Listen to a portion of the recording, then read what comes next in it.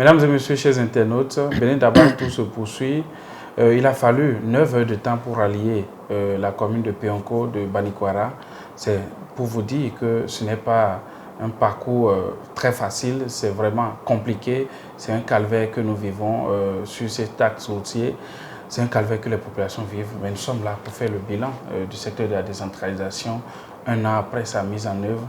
Monsieur le maire, merci de nous recevoir chez vous. Merci, le plaisir est partagé. Monsieur le maire, nous sommes là pour faire le bilan du secteur de la décentralisation. Mais avant, j'aimerais que vous vous prononciez sur l'état des routes, une fois encore, qui mènent à Péonko, avant de nous dire comment la réforme se porte à Péonko. Ok, merci bien, monsieur le journaliste, pour l'occasion que vous me donnez pour pouvoir se prononcer sur l'état de nos routes. Mais je crois que je ne pourrais pas me prononcer mieux que vous qui avez fait Banikwara, Péonko aujourd'hui. Ah oui. C'est ça la réalité. Non, je crois que l'état de nos routes, la qualité reste toujours à désirer. C'est vrai, par rapport au bitumage, Djougou, Péonko, Kiro, Banikwara, tout est fin prêt. Bon, les travaux sont, on dirait que les travaux ont commencé, mais ça dandine. C'est-à-dire véritablement, on ne voit pas encore les choses commencer telles que les populations l'attendent. Vous savez, quand vous êtes en attente et que ça ne bouge pas tel que vous voulez, c'est difficile. C'est difficile, c'est compliqué, c'est vraiment compliqué. Sinon, on est impatient, hein? On est impatient. Et chaque fois, quand on prend l'axe, là, on se demande, mais à quand la fin du calvaire? Et ça fait plus d'un an que le lancement a été fait, mais on en est toujours là. Rien de concret. Rien de concret. Donc ça, là, je crois que vous-même, vous avez eu l'occasion de parcourir. Donc c'est pour dire que nous sommes toujours enclavés. D'accord. Ça, il n'y a pas un autre mot. D'accord. Alors, vous êtes enclavé, mais la réforme du secteur de la décentralisation a trouvé la voie pour venir vers vous. Dites-moi, comment vous vivez cette réforme depuis bientôt un an? Ok, merci bien, monsieur le journaliste. Non, je crois que moi, de par ma position en tant que maire, ce n'est pas une réforme qui est mauvaise en soi. Maintenant, le reste, c'est comment les acteurs qui sont appelés à pouvoir mener cette réforme-là, c'est à leur niveau, je crois qu'il va falloir faire des choses. Sinon, en réalité, la réforme n'est pas mauvaise en elle-même. D'accord. Alors, comment se fait la coopération entre vous et les différents acteurs, vous, le secrétaire exécutif qui est désormais ordonnateur du budget, responsable administratif, technique, comment ça se fait? Est-ce que vous pensez que la réforme est bien mise en œuvre dans la commune de Péonko? Non, et je crois que c'est ce que je disais, la réforme, au niveau de la commune de Péonko, je crois que tout va pour le mieux. Il n'y a pas de péril dans la demeure. De façon globale, je crois que les choses se passent normalement. C'est vrai, vous savez, en toute chose, les débuts, il y a toujours de ces petits trucs-là. Sinon, et de façon globale, quand même, je crois que ça va, la collaboration avec les autres, et ça va. Mais quand on met un système auquel vous n'étiez pas habitué, quand certains sont à des postes auxquels certainement ils n'étaient pas habitués, donc vous voyez, surtout sur le plan administratif, ça va un peu flotter. Mais je crois que petit à petit, je crois que les choses sont en train quand même d'aller pour le mieux. D'accord. Alors, pour ce qui est de la commune de Péonko, est-ce qu'il y a déjà des résultats en termes de la mise en œuvre de la réforme qu'on peut comparer à quand la réforme n'était pas là pour voir que ça promet de beaux jours? Oui, non, je crois au niveau de la commune de Péonko, je dirais quand même il y a des choses qui ont changé. D'accord. Parce que si je prends aujourd'hui tous les cadres qu'on nous a envoyés, qui ont été tirés, honnêtement, dans la commune de Péonko, on en souffrait. On n'avait pas de personnel qualifié à ce niveau-là. Ça, il faut le dire de façon honnête. Et je crois qu'aujourd'hui, l'équipe que nous avons nous permet quand même d'avoir des résultats vraiment très intéressants. Parce que tout ce que nous faisons en matière de développement, tout se repose sur c'est-à-dire la passation de marché, sur les différents responsables. Donc quand vous n'avez pas des gens qui sont d'un certain niveau, qui sont qualifiés, ce n'est pas facile. Vous voyez aujourd'hui le foncier. Quand vous n'avez pas quelqu'un qui s'y connaît, ce n'est pas facile. Et je vous jure, par le passé, tous ces services-là, on n'avait pas de personnel qualifié. Mais aujourd'hui, avec l'équipe qu'on a, les responsables qui ont été tirés à ces postes, je crois qu'il y a beaucoup d'améliorations. Il y a beaucoup d'améliorations à ce niveau, il faut le dire de façon sincère. Alors, si il fallait revoir certaines choses dans la réforme de votre expérience d'un an déjà, qu'est-ce que vous aurez aimé qu'on améliore? Non, je crois à ce niveau, juste, la communication est un peu mal partie par rapport aux réformes là.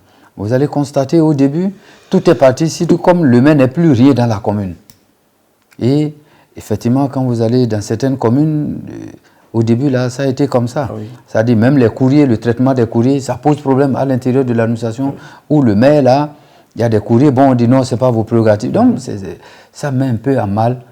Donc, si au niveau c'est-à-dire du côté administratif, si tout est mis en place, je crois que ça peut corriger beaucoup de choses.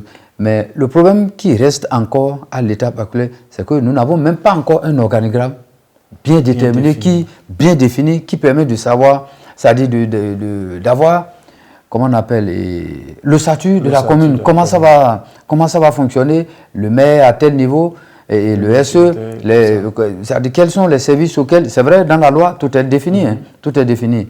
Le maire, il est là, le SE est là, les relations fonctionnelles, les relations hiérarchiques, donc tout ça là, on connaît, mais s'il y avait un organigramme avec, comment on appelle, un manuel de procédure, je crois que ça pourrait beaucoup nous aider.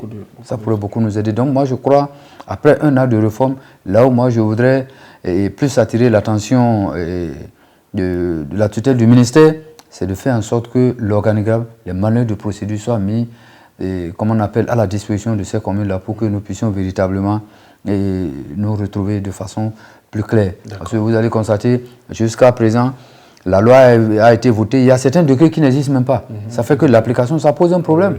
Donc, si on peut définir tout ce qui est comme décret, sortir les décrets d'application, je crois que ça va faciliter les choses. Donc, il y a ces décrets-là qui manquent, qui font qu'à des moments donnés, bon, SE, mais surtout à leur niveau, même au niveau des SE, là, il y a certaines, dans la mise en œuvre de certaines activités, même ils ont eu du mal, parce que la loi dit ça, mais il n'y a pas un décret d'application. D'accord. Alors, comment se sent dans la peau du maire qui n'ordonne pas le budget? Rien. On se sent comment? On se sent comment quand on nous arrache le budget? Mais bon, c'est toi qui le dis, on nous arrache le budget. Hein. C'est toi qui le dis. Hein. Non, c'est vous qui l'avez dit, c'est un maire qui l'a dit. Donnez-nous notre budget. Oui, c'est ce que je dis. Donc, tu es comme le maire là. Non, en fait, quand on dit que le maire n'est pas ordonnateur du budget, moi je crois, dès que vous prenez c'est-à-dire cette décision que le maire ne soit plus ordonnateur du budget, ce n'est pas une mauvaise chose en soi. Moi, ce n'est pas une mauvaise chose en soi. Vous imaginez, parmi les maires là, c'est-à-dire il y a des gens peut-être qui ne s'y connaissent pas. Vous voyez, on t'amène les choses, tu signes seulement. Bon, mais le moment venu, tu réponds. Mais aujourd'hui, quand tu es SE, ce n'est pas évident que tu puisses signer comme par le passé. Parce que tu as le temps au moins de travailler avec tous les cas techniques avant de pouvoir poser ta signature. D'être informé. Parce que tu es là pour coordonner tout. Or, par le passé, le maire n'avait pas ce temps matériel de s'approprier de tous les documents, des documents qu'on signait. Sauf quelques-uns qui s'y connaissaient et qui ont des expériences ailleurs. Il y avait des maires même qui n'ont pas de niveau intellectuel permettant d'analyser, même s'il a le temps, le document est là, il ne peut pas le comprendre. Donc, de l'autre côté, tu peux avoir le niveau requis, mais tu n'as pas le temps de pouvoir l'analyser. Donc, à ce niveau, je trouve que ce n'est pas une mauvaise chose. Peut-être que si tu n'es pas là, on va dire, bon, le maire n'est pas là, il faut que le maire rentre avant qu'on ait le mandat, ou bien il y a tel, on attend le maire. Aujourd'hui, il n'y a plus ça. En matière de fonctionnement, c'est que le maire soit là ou pas, c'est que l'administration fonctionne normalement. Je crois que ça, c'est une avancée. Ok, monsieur le maire, on est à la fin de notre entretien. On devait commencer par là, mais on finira par là. Vous allez présenter la commune de Péonko avec ses atouts et dire votre mot de la fin. Ok, merci beaucoup. Et Ouassa Péonko est l'une des communes communément appelée commune des 2 capés.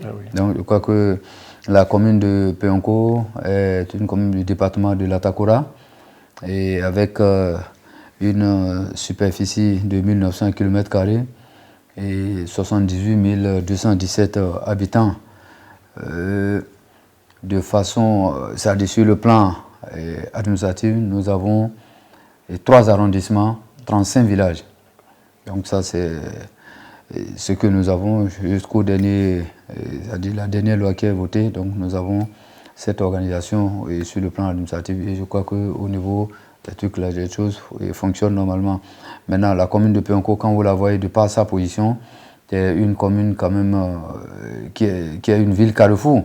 Parce que vous avez quitté Banikwara, quand vous quittez Sinandé, vous quittez Parako, vous quittez Djogo, vous quittez Kondé. Donc c'est que tout converge vers ici. Donc c'est une commune, en majorité, l'activité dominante c'est l'agriculture. Mais il faut dire que le commerce est très développé dans la commune. Le commerce est vraiment développé. Je crois que c'est ce qui nous a valu même et le marché qui est actuellement en construction et dont nous avons commencé avec les partenaires actuellement. Je crois que la construction de ce marché est dans les mains du gouvernement. Et tout est pratiquement, je crois que prêt pour que l'appel d'offres soit lancé, pour que les activités puissent commencer. Je crois qu'il y a de cela une semaine, le DG de la CIRAD nous a saisi pour dire que toutes les études techniques sont terminées. Ils n'attendent que quelques informations pour pouvoir lancer, disons, les appels d'offres. Donc c'est dit qu'à ce niveau, cette commune qui a, c'est-à-dire, qui est habitée quand même par beaucoup de, comment dirais-je, cette commune qui a la chance d'avoir beaucoup d'étrangers. Bon, excusez-moi, entre griffes, c'est que c'est une ville un peu cosmopolite parce que nous avons plein d'étrangers, c'est-à-dire les ressortissants du Niger, du Nigeria, d'un peu partout. Ça fait qu'avec les activités commerciales, vraiment tout le monde se retrouve très facilement. Donc, en dehors de ça, vous allez constater aussi ces derniers temps, nous avons eu la chance de bénéficier, comment on appelle, de la mise en œuvre d'un certain nombre d'activités, mais ça peine toujours parce qu'on reçoit des équipes en termes d'électrification. Nous en avons eu assez. Tout récemment, on vient de recevoir une délégation de ABEM. Vous avez constaté à l'intérieur de la ville, on a toujours crié, mais pour le moment, on ne voit pas encore les choses comme on le souhaiterait. C'est pour dire quoi? Et après avoir fini de présenter cette commune-là, c'est pour dire que cette commune, en matière de développement, on est en train encore de sombrer. On est en train de sombrer. En matière d'électrification, je vous dis, depuis que la commune de Peonko a été électrifiée, même un seul poteau en termes d'extension, on n'en a pas eu. Pareil au niveau de la SONEB aussi. Donc, à peine s'il y a coupure d'électricité, 30 minutes après, le château qui est là, tout est déjà vide. Vous n'avez pas d'eau. Donc, nous avons assez en tout cas, nous avons tant pas mal de problèmes quand même au niveau de la commune, même en matière d'assainissement. Vous allez constater que rien. C'est pour dire quoi? C'est une commune quand même qui a de potentialités, mais le développement peine quand même à venir. Sinon, les potentialités, il y en a.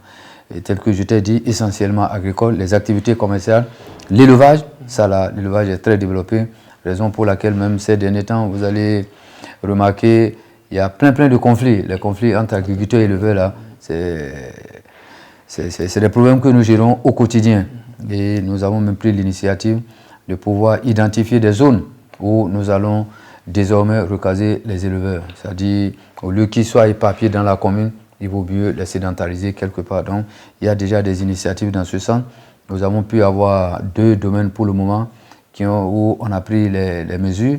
Un domaine de plus de 3000 hectares dans l'arrondissement de Niamasson et un autre dans l'arrondissement de Tobré, et plus de 3000 hectares aussi, où nous pensons pouvoir converger, c'est-à-dire envoyer les éleveurs là-bas. Mais à ce niveau, on aurait besoin vraiment d'appui des partenaires pour que les infrastructures qui doivent être mises en place pour leur permettre d'y aller soient mises en place. Je veux parler de l'eau, de fourrage et autres là, sinon ça va être difficile. Sinon, nous avons déjà fait cet effort et toutes les parties sont consentantes, que ce soit les éleveurs, les agriculteurs, tout le monde est d'accord que ça soit comme ça parce que ça limite les conflits.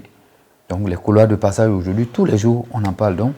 Et nous avons de ces difficultés, mais avec cette initiative, avec un peu d'accompagnement, je pense qu'on pourra quand même s'en sortir. Donc voilà un peu de façon ramassée et la commune de Peonko avec tout ce que nous avons comme problème en termes de développement, puisque fondamentalement, ça peine encore à venir. Ça peine à venir et tout le temps, on ne cesse que de nous interpeller. sur des secteurs où nous sommes limités. Mais nous pensons peut-être avec l'avènement de la route qui peine aussi à venir, c'est que Peunco va changer de visage. Ça, j'en suis certain, Peunco va changer de visage si les choses allaient très vite. Je dis très vite, c'est que je veux parler de la voie, du bitumage de la voie. Ça traîne, ça là, il faut le dire. Nous-mêmes, les gens nous posent des questions, on ne sait plus quoi répondre. On ne sait plus quoi répondre. Donc voilà un peu, j'ai profité pour quand même dire les difficultés auxquelles nous sommes confrontés au niveau de la commune de Peunco, puisque c'est des occasions rares, on n'en trouve pas, mais il faut profiter de ces occasions quand même pour attirer l'attention de l'État central, de ce que nous sommes en train de vivre à Peunco, malgré tout ce que nous avons comme potentialité. Sinon, il y en a. Dans le secteur agricole, il y en a.